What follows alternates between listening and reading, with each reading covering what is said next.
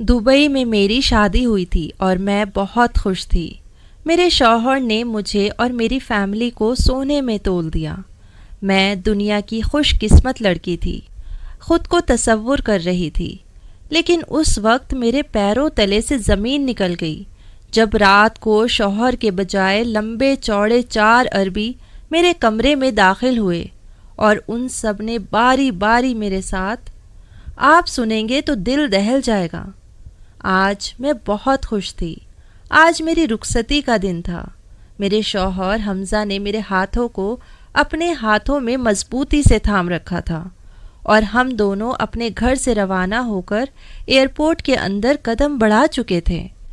میرا شمار ان چند دلہنوں میں سے تھا جو رخصتی کے بعد سیدھے سمندر پار چلی جاتی ہیں اور وہیں اپنی نئی زندگی کی شروعات کرتی ہیں۔ جہاز کی سیٹ پر بیٹھی کھڑکی سے باہر کے نظارے دیکھ رہی تھی اور ساتھ ساتھ اپنی قسمت پر بھی ناز کر رہی تھی۔ آج سے پورے 6 مہینے پہلے میرا اور حمزہ کا نکاح ہوا تھا۔ حمزہ نے رخصتی سے پہلے ہی میرے سارے کاغذات تیار کروا لیے تھے اور سادگی سے مجھے رخصت کروا کر اپنے ساتھ دبئی لے کر جا رہے تھے۔ میرے سارے رشتہ داروں کے منہ میری شادی پر کھلے کے کھلے رہ گئے تھے۔ کسی نے سوچا بھی نہیں تھا کہ میں شادی ہو کر پردیس چلی جاؤں گی اور میرا شوہر حمزہ جوان اور اتنا خوبصورت لڑکا ہوگا۔ جب امی نے میرا اور حمزہ کا رشتہ کیا تو سبھی لوگوں کا یہی کہنا تھا کہ سسرال والے بہو کو کبھی بھی پردیس نہیں بھیجیں گے، لیکن میرے معاملے میں یہ بات غلط ثابت ہوئی تھی۔ رشتے کرنے والی خالہ رانیہ نے سچ میں بہت ہی بہترین رشتہ میرے لیے ڈھونڈا تھا۔ حمزہ نے مجھے بتایا تھا کہ اس کا دبئی میں ایک اپارٹمنٹ ہے اور صرف وہیں جانا ہے۔ آخر کار ہم دبئی پہنچ گئے۔ میں نے کبھی خواب میں بھی نہیں سوچا تھا کہ میں شادی کر کے دبئی آ جاؤں گی۔ سب کچھ ایک خوبصورت خواب کی طرح تھا، لیکن مجھے یہ خبر نہیں تھی کہ آنکھیں کھلتے ہی خواب کی طرح یہ خواب بھی ختم ہو جائے گا۔ میرے لیے حمزہ کے ساتھ یہ سفر زندگی کا سب سے خوبصورت ترین سفر تھا، جو ہر گزرتے دن کے ساتھ بدترین بننے والا تھا، اور فی الحال مجھے اس بات کا بالکل بھی اندازہ نہیں تھا کہ اپارٹمنٹ میں داخل ہوتے ہی میرے دل میں بہت سارے جذبات جنم لینے لگیں گے۔ اتنے بڑے اپارٹمنٹ میں ہم دونوں کے سوا کوئی بھی نہیں تھا۔ ملن کا وقت قریب آنے والا تھا اور میرا دل بری طرح سے دھڑک رہا تھا۔ اب تک میں حمزہ کے ساتھ تنہائی میں کوئی وقت نہیں گزار پائی تھی۔ عصر کے بعد میری رخصتی ہوئی تھی اور رات 11 بجے کی میری فلائٹ تھی۔ اس وقت ہم حمزہ کے امی ابو کے ساتھ ہی بیٹھے ہوئے تھے، کیونکہ اب ہمیں پورے 2 سال کے بعد ہی واپس آنا تھا۔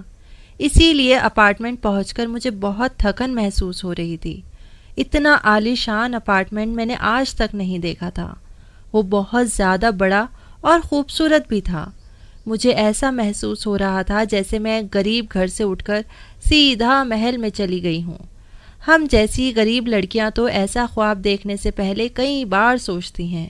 حمزہ نے میری آنکھوں کی چمک محسوس کر لی تھی اور مسکرا کر کہنے لگے، اگر تم میرا زندگی بھر ساتھ نبھاؤ گی تو یوں ہی عیش و آرام سے رہو گی اور تمہیں کبھی کوئی پریشانی نہیں ہوگی۔ ان کی بات سن کر میں نے انہیں یقین دلایا کہ میں ہر قدم پر ان کا ساتھ دوں گی اور ان کی ہر بات کو مانوں گی۔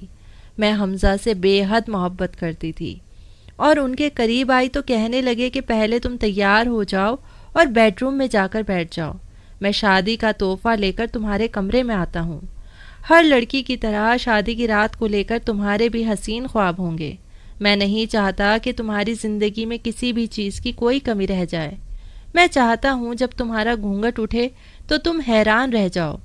حمزہ کی بات پر میں مسکراتی ہوئی کمرے میں چلی گئی اور اپنا سارا سامان کھول کر شادی کا جوڑا نکالا جو میں نے شام کو پہننا تھا۔ یہ بہت بھاری اور سرخ رنگ کا جوڑا تھا جو شادی پر حمزہ کے گھر والوں نے دیا تھا۔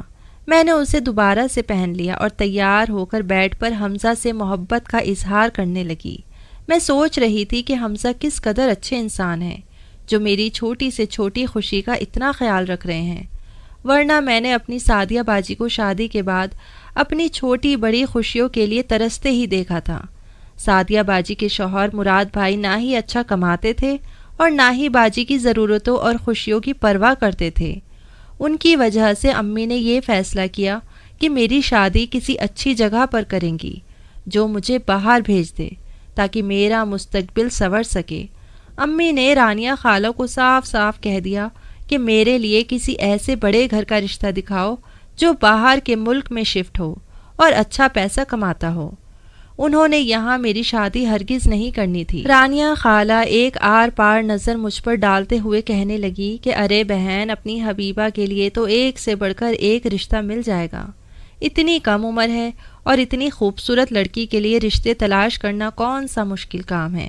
رخسانہ، آج کل تم بہت پریشان رہتی ہو، تم فکر نہ کرو، میں اس کے لیے تمہیں بہت اچھا لڑکا دکھاؤں گی جس کی نوکری بھی بہت اچھی ہوگی اور اپنی حبیبہ کو بھی اپنے ساتھ لے کر جائے گا۔ رانیہ خالہ کی بات سن کر تو امی خوش ہو گئی تھی، لیکن میں بہت پریشان ہو گئی۔ میں صرف 19-20 سال کی تو تھی ہی، امی کو نہ جانے کیوں میری شادی کی اتنی فکر ستانے لگی تھی۔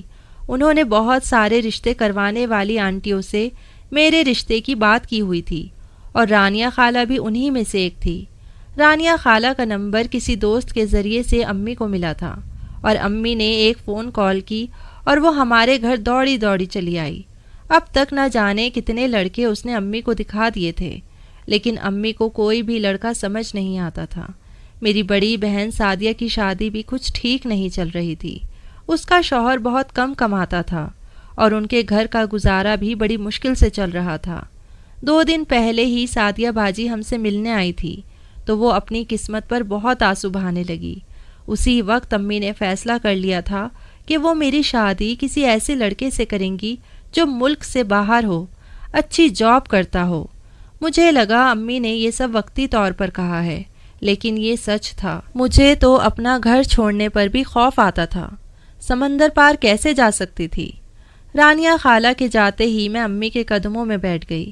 امی میرے چہرے سے میری پریشانی بھاپ گئی اور کہنے لگی، اپنی بہن سعدیہ کو دیکھ لو، کس قدر پریشانی سے گزر رہی ہے۔ بیچاری کو شادی پر جو کپڑے میں نے دیے تھے آج تک انہی کپڑوں میں ہیں۔ میں نہیں چاہتی کہ تیرا حال بھی سعدیہ جیسا ہو، تجھے بھی چھوٹی چھوٹی چیزوں کے لیے ترسنا نہ پڑے۔ اسی لیے میں نے فیصلہ کر لیا ہے کہ میں اپنے دل پر پتھر رکھ لوں گی، تجھے پردیس بھیج دوں گی۔ میری نظروں سے بھلے ہی تو دور رہے گی، لیکن کم سے کم مجھے اس بات کا تو سکون ہوگا کہ تو ایک اچھی زندگی گزارے، ورنہ سعدیہ کو دیکھ کر تو میرا دل ہی کٹ کے رہ جاتا ہے۔ امی کے آگے میں کچھ نہیں کہہ سکتی تھی، جبکہ میں کہنا چاہتی تھی کہ سب کا اپنا اپنا نصیب ہوتا ہے اور نصیب سے زیادہ کسی کو کچھ حاصل نہیں ہو سکتا، مگر مجھے یہ معلوم نہیں تھا کہ میرے نصیب میں کیا لکھا ہے۔ 2 مہینے مسلسل کوشش کے بعد رانیہ خالہ آخر ایک دن حمزہ کی تصویر ہاتھ میں لیے ہمارے گھر چلی آئی۔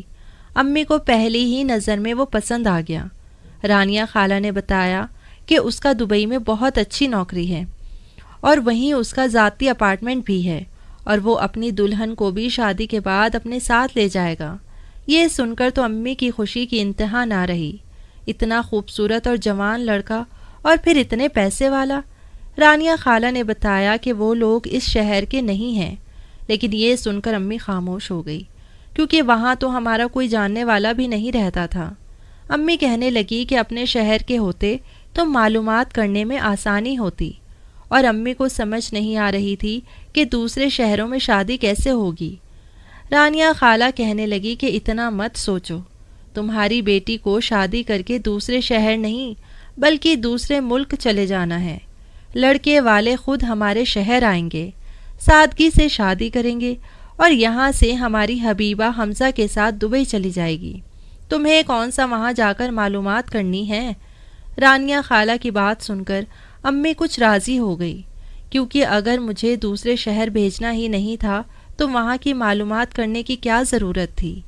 رانیہ خالہ نے لڑکے کی ذمہ داری لے لی کہ وہ اسے اچھے طریقے سے جانتی ہیں اور لڑکا بہت نیک اور شریف ہے، اور وہ کہنے لگی میں نے اپنی حبیبہ کی تصویر انہیں بھیج دی ہے، انہیں ہماری حبیبہ بہت پسند آئی، وہ چاہتے ہیں کہ جلد سے جلد نکاح کروا دیا جائے۔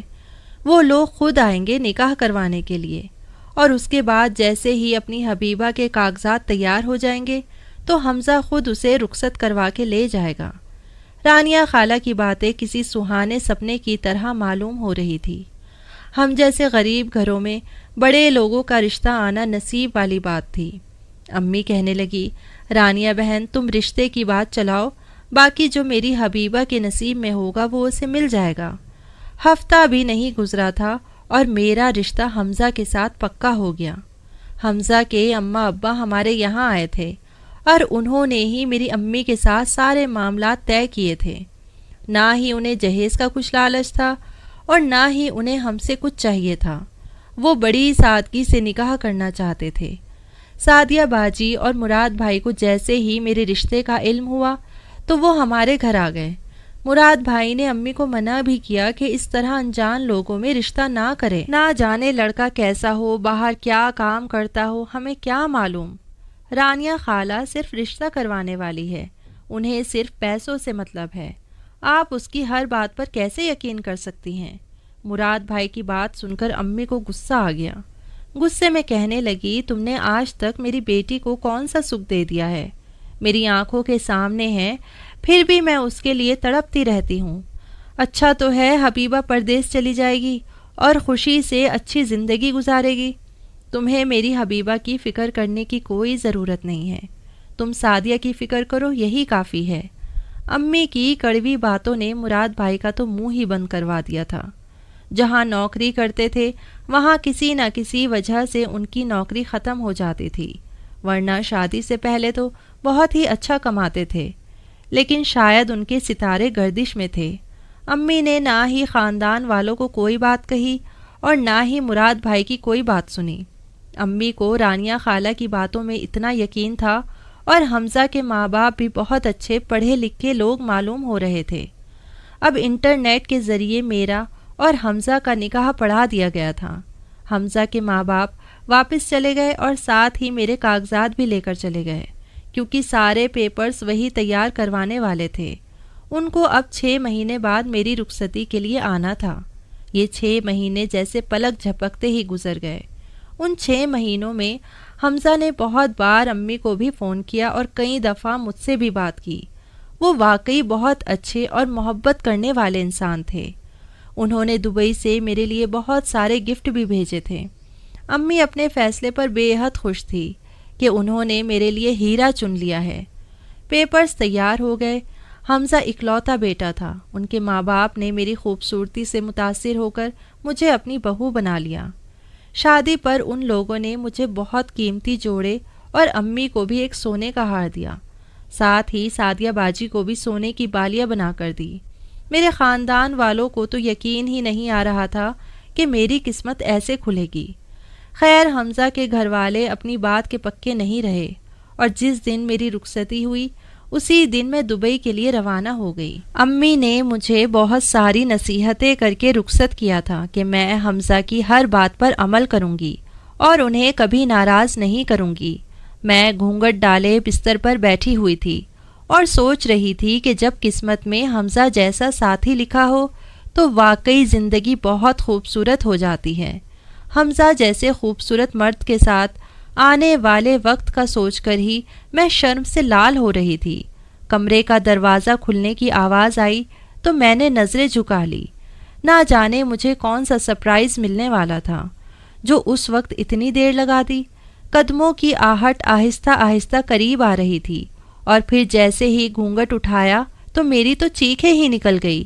میرا گھونگھٹ اٹھانے والا حمزہ نہیں بلکہ کوئی 40-50 سال کا عربی مرد تھا جو اپنی غلط نظروں سے مجھے اور میرے وجود کو دیکھ رہا تھا۔ میں نے ہڑبڑاتے ہوئے پوچھا، تم کون ہو اور میرا شوہر حمزہ کہاں ہے؟ تو وہ کھانس کر کہنے لگا، اب 2-3 گھنٹے کے لیے میں ہی تمہارا شوہر ہوں۔ تم میرے لیے اتنی خوبصورت ہو۔ اس کی بات سن کر تو میرے ہوش ہی اڑ گئے تھے۔ وہ یہ سب کیا کہہ رہا تھا اور حمزہ کہاں تھا؟ یہ آدمی کون تھا؟ میں نے خود کو اس سے چھڑوانے کی بہت کوشش کی، لیکن وہ بہت بڑا اور طاقتور تھا جس کے آگے میری ایک نہ چل سکی، اور آنے والے 2 گھنٹے میری زندگی کے بدترین ثابت ہوئے۔ جس خوبصورت زندگی کا سوچ کر میں تھوڑی دیر پہلے شرم سے لال ہو رہی تھی، وہی لمحات میری زندگی کے لیے قیامت بن کر ثابت ہو رہے تھے۔ میرا حال ایسا تھا کہ زمین میں شرم سے گڑ جاتی۔ 2 گھنٹے میرے ساتھ رہنے والا وہ عربی مجھے چھوڑ کر چلا گیا اور مجھ میں بالکل بھی ہمت نہ تھی کہ میں اپنے بستر سے ہی اٹھ جاؤں۔ دبئی کی یہ پہلی رات میرے لیے قبر کی پہلی رات جیسی ثابت ہو رہی تھی، کیونکہ اذیت کے لمحات ابھی ختم نہیں ہوئے تھے۔ 10 منٹ بھی نہیں گزرے تھے کہ دوسرا عربی بھی کمرے میں چلا آیا۔ چیخ چیخ کر میرے حلق میں کانٹے پڑ چکے تھے۔ مجھ میں خود کو بچانے کی بھی ہمت نہیں بچی تھی۔ دوسرے عربی نے بھی میرے ساتھ بہت برا سلوک کیا، اور پھر اس کے جانے کے بعد تیسرا عربی کمرے میں چلا آیا۔ میرے وجود سے جان نکل گئی تھی، میں ایک بے جان لاش کی طرح پڑی ہوئی تھی۔ اس کے بعد مجھے کچھ یاد نہیں کہ وہ تیسرا عربی کب کس وقت چلا گیا، کیونکہ میں اپنے ہوش کھو چکی تھی۔ جب صبح مجھے ہوش آیا تو بستر پر میرے ساتھ حمزہ لیٹا ہوا تھا۔ وہ جاگ رہا تھا اور سگریٹ کے گش لگا رہا تھا۔ اسے دیکھتے ہی رات کا ایک منظر میرے ذہن میں دوڑنے لگا۔ میں نے اسے بازو سے پکڑا اور روتے ہوئے پوچھا کہ رات جو کچھ ہوا وہ سب کیا تھا؟ میری عزت کے ساتھ اتنا بڑا کھلواڑ کیوں کیا گیا؟ میری بات سن کر وہ ایسے جیسے نشے میں ہو، پیار سے کہنے لگا، میری جان، ایسا بھی کیا ہو گیا ہے جو تم اتنا ہنگامہ مچا رہی ہو؟ میں نے تمہیں کیا کہا تھا کہ اگر تم نے میرا ساتھ دیا تو ایسے ہی عیش و آرام سے رکھوں گا۔ تمہیں میرا ساتھ دینا ہوگا، بس تم اسی طرح انہیں خوش کرتی جاؤ اور پھر دیکھنا ہم کتنے امیر ہو جائیں گے۔ تمہارے سارے خواب پورے کر دوں گا۔ تھوڑی دیر آرام کر لو، اس کے بعد تمہیں پھر کام کرنا ہے۔ میں حیرانی سے اس کو دیکھ رہی تھی۔ وہ یہ سب کیا کہہ رہا تھا؟ مجھے کون سا کام کرنا تھا؟ اس نے کہا، مجھے چہرے پر پہن کر عربیوں کا دل خوش کرنا ہے۔ جتنا زیادہ تم اپنا کام دل لگا کر کرو گی اتنا زیادہ ہمیں پیسہ ملے گا۔ میں چاہتا ہوں کہ تم پوری خوشی اور دل سے یہ کام کرو تاکہ ہر عربی ہم کو زیادہ سے زیادہ پیسہ دے سکے۔ حمزہ کی اس بات نے میرے تن بدن میں آگ لگا دی۔ میں نے ایک تھپڑ رسید کر دیا۔ میں سوچ بھی نہیں سکتی تھی کہ تم اتنے گھٹیا نکلو گے، اپنی بیوی کا دام لگاؤ گے، ایسے چھوٹے لباس میں غیر مردوں کے سامنے پیش کرو گے۔ تم نے ایک رات میں میرے 3 مردوں کے ساتھ سودا کروا لیا۔ ایک دفعہ بھی نہیں سوچا کہ میں تمہاری بیوی ہوں، تمہارے نکاح میں ہوں۔ میرے تھپڑ کے بدلے میں اس نے میرے منہ پر تھوک دیا اور کہا کہ چاہتا تو میں بھی تیرے منہ پہ تھپڑ لگا سکتا تھا، لیکن میں تمہاری خوبصورتی کم کر کے اپنا نقصان نہیں کرنا چاہتا۔ جب تک تمہارا یہ خوبصورت چہرہ ہے میں لاکھوں کما سکتا ہوں، اور تم میرے سامنے زیادہ معصوم بننے کی کوشش مت کرو، ایسے جیسے کہ تمہیں کچھ معلوم ہی نہ ہو کہ تم جیسی لڑکیوں کو یہاں کیوں لایا جاتا ہے۔ اور کیا تمہاری ماں اتنی بے خبر تھی کہ اس نے بنا سوچے سمجھے تمہیں یہاں بھیج دیا؟ اب یہ مت کہنا کہ تمہیں یہاں آنے سے پہلے علم نہیں تھا۔ تمہاری ماں کو، بہن کو سونے میں تول دیا، اور شادی کے نام پر بھی تم لوگوں کو اتنا کچھ دیا جو تمہاری اوقات سے بھی باہر تھا۔ کسی کو اتنا کچھ ایسے ہی نہیں دیا جاتا۔ تم جیسی لڑکیوں کو دبئی میں آنے کی بڑی خواہش ہوتی ہے نا، اور وہ اپنی مرضی سے اپنا سب کچھ داؤ پر لگانے کے لیے راضی ہوتی ہیں۔ تم بھی اپنی مرضی سے یہاں آئی ہو، میں تمہیں کوئی زبردستی نہیں لایا۔ تمہیں اور تمہاری ماں کو دبئی کی چمک دھمک کی خواہش تھی۔ حمزہ نے لفظوں میں میری روح کو ایسے کھنجر کیا جیسے وہ میرا شوہر نہیں۔ میں اس پر بھروسہ کر کے یہاں آئی تھی، لیکن وہ تو سیدھے لفظوں میں مجھے ایک فحشہ عورت کہہ رہا تھا۔ یہ دنیا کس قدر گندی ہو چکی ہے۔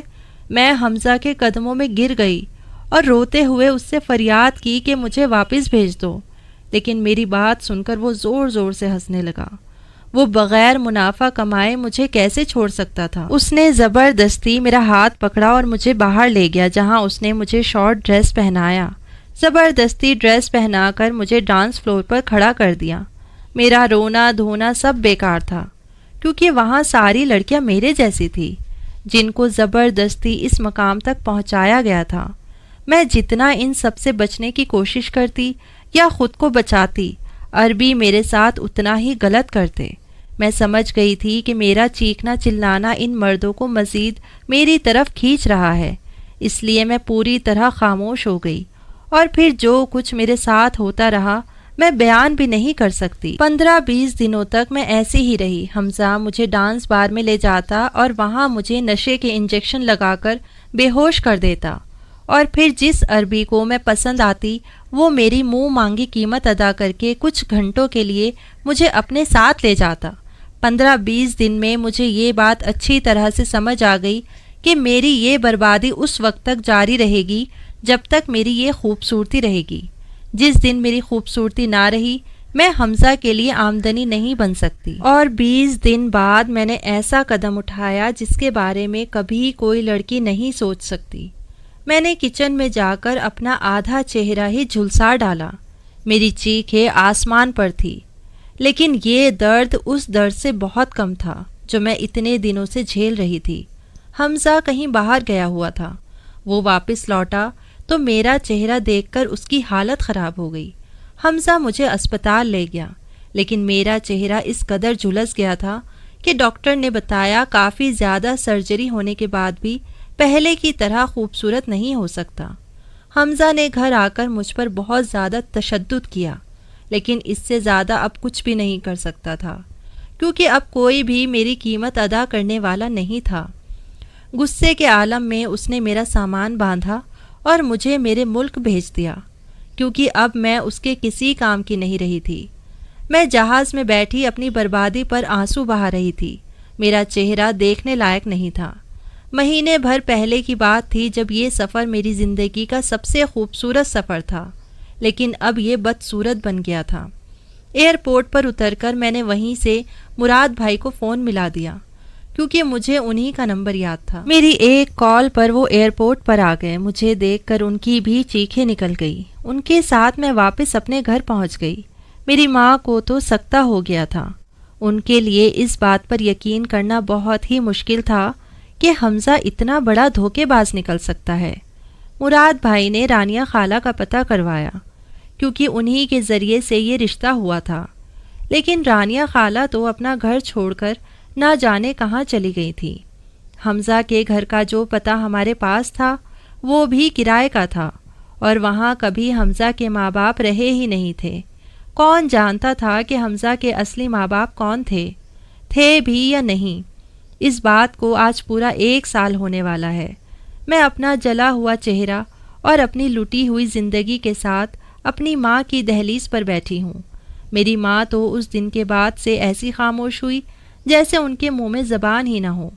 مشکل کے اس وقت میں مراد بھائی ہمارا بہت بڑا سہارا بنے اور ان کی دوبارہ نوکری لگ گئی۔